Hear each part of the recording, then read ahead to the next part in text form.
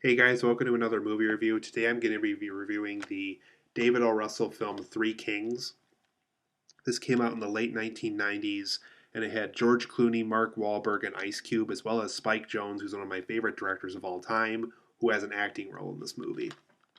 So, in Three Kings, it takes place in the early 90s during the real Persian Gulf War that the US was a part of. And these three military soldiers hear about a bunker that's close by to their military base that consists of a lot of gold that can make them rich back in the US when they eventually make it back home. When they get there, they try to steal it, but things go wrong. Obviously, these people who are defending the gold don't want it to leave.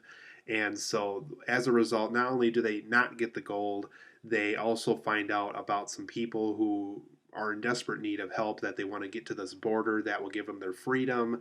And so not only do they have to work harder than they thought to get this gold, but they also have to help out some people who really need to reach this border to reach their freedom, or else they're kind of screwed over as far as, what situation they're in, and they're going to have to face much worse threats if these three military soldiers don't do anything about it. So overall, guys, I thought Three Kings was good.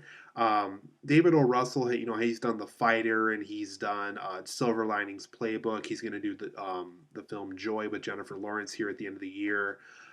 He's made some really good movies, but I liked Three Kings, but I didn't fall in love with it the way I was hoping to, because a lot of people seem to really like this film. I like the movie, but I don't absolutely love the movie. So for my positives and negatives of Three Kings, I thought, as far as David O. Russell making a film goes, it was very visually intriguing. It definitely has like a 1990s music video mixture of comedy and drama kind of feel. And I really like how David O. Russell handled all that. It felt very good visually as a film. I also thought the approach was very appropriate for the movie. It was comical and music heavy, going back to that music video approach. It works very well in the first half. It's kind of in the second half, but it's kind of not. But as far as the first half goes, it's very comical and music heavy. Huge thumbs up to that. Very nice approach to the movie. The film also shows the consequences and aftermath of violence in the war. There's a pretty long scene involving Mark Wahlberg and a guy who's holding him hostage.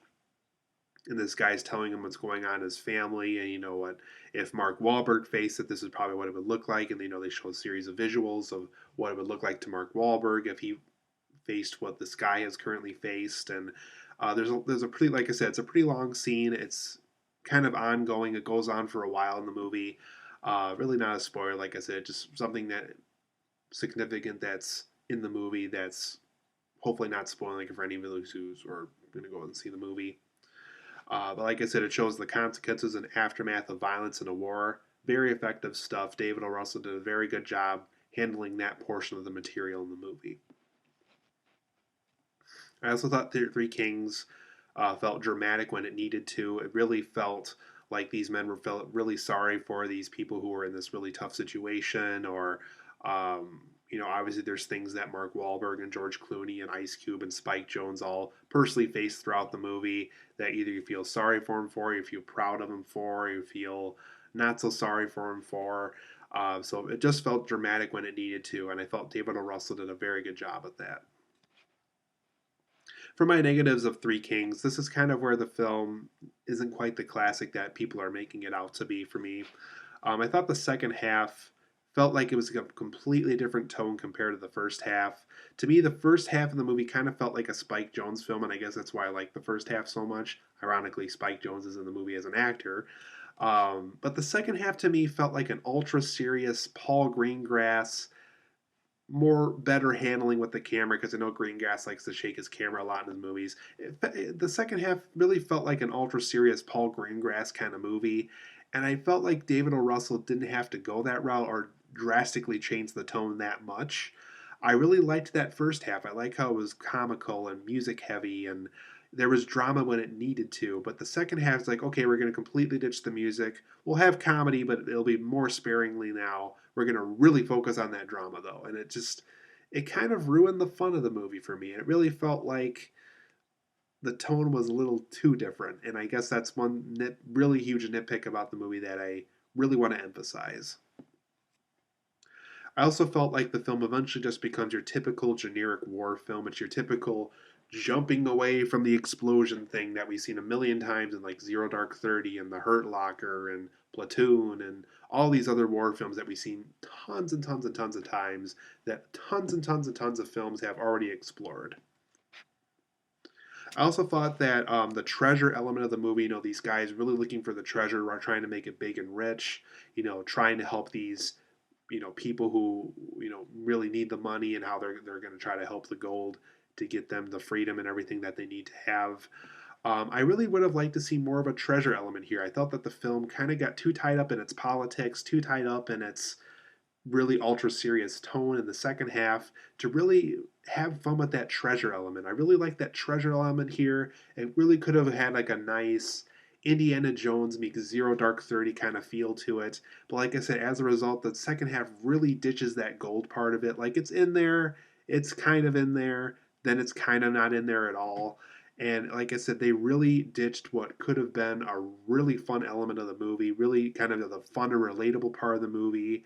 Um, could have had a more fun feel to it, like an Indiana Jones film. Um, but they, like I said, they ditched all the fun stuff for an more ultra serious kind of story. And as a result, the film's not quite as fun as I was hoping it was going to be. But it's still good. Like I said, there's tons of good things about the movie still. But there's tons of things that were kind of feel like a missed potential kind of experience.